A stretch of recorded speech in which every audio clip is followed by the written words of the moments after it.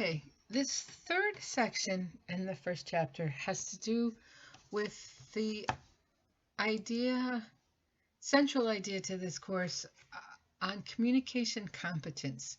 And this is what I'm asking you to write your first journal about. So here's what goes into communication competence.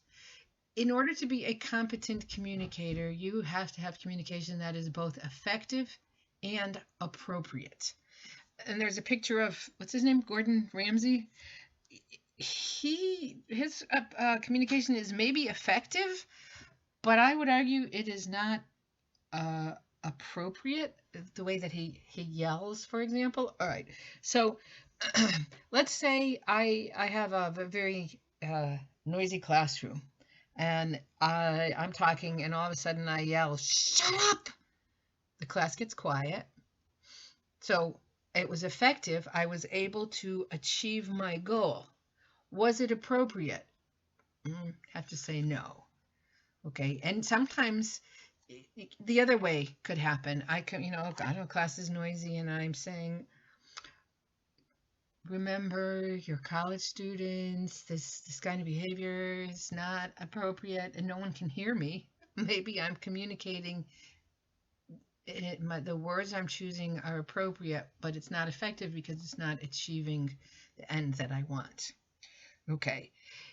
It's important to realize that because competence is situational, there is no single way that to communicate. There's no ideal way. There's no way that's going to be effective in every situation. And think about it.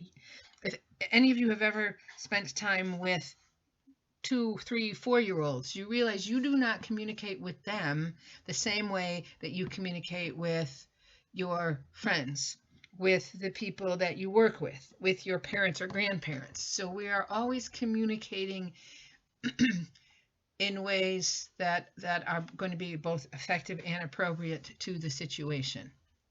And you can learn to be a competent communicator. And how, you might ask? Let me tell you. But before I do this, I want you to go into, not right now, but I want you to go to Journal 1, and there's a link to a survey that was done by Spitzberg and Kupach that looks at assessing your own communication competence. You're going to answer the questions, and then you're going to write about it. Okay. So in order to have competent communication or to be a competent communicator, you need to have a large repertoire of skills. I used to say that was like the Barney bag. If you ever watched Barney as a kid, there were all kinds of things in that bag. And when I told my son I said this in class, he was horrified that I would use that reference. He is a big video game player, and I always forget what it's called. He likes to play the games with Link, the Zelda games, and any of these video games, the main character is in a situation, and they can always choose which weapon they're going to use. So I don't want to think about this in a military way, but you have to know, okay, there are times where I can speak very quietly. There are times where I can raise my voice. There are times where I can speak diplomatically. There are times I can be right to the point. So you develop a lot of different skills. And that leads into adaptability. You are probably comfortable with a certain way of communicating, but if you don't practice the different skills, you're not going to be able to be very good at them. So you need to be adaptable. You need to say, okay, maybe this is how I normally act in certain situations, but in this situation, I'm going to act differently. Okay. And the ability to perform skillfully, how are you going to get good at them? You know that the first time you try something, it's not going to be very good.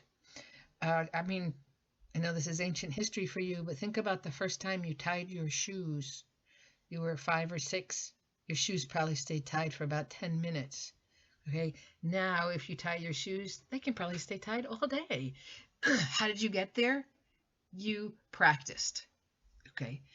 Another important aspect of uh, competent communication is ability. Sorry, empathy and perspective taking. Can you put yourself in someone else's shoes? We will talk about this quite a bit in chapter 4. And also chapter 4 is about perception, and then chapter 8 is about emotion. So these are chapters where we'll talk about that quite a bit. But I believe that a lot of us have problems communicating because we are not taking the time to think about the other person who's involved in communication with us. Okay, this next one, 1, 2, 3, 4. The fifth one is one of my favorites, cognitive complexity, and it ties into empathy because cognitive complexity is the ability to view a situation from a variety of different frameworks. Okay, so you are on the highway and you're driving along, you're going the speed limit or maybe even a little faster, and somebody zooms past you and actually kind of cuts you off. They pull in too close. And what's your first thought? Why did they do this? Most of the time students tell me, oh, the person's just a jerk. They don't know how to drive. Okay. What are other possibilities? Yeah, they could be distracted. They could be in a hurry. Maybe they've got to go to the bathroom. Maybe they're on their way to a family member was in an accident.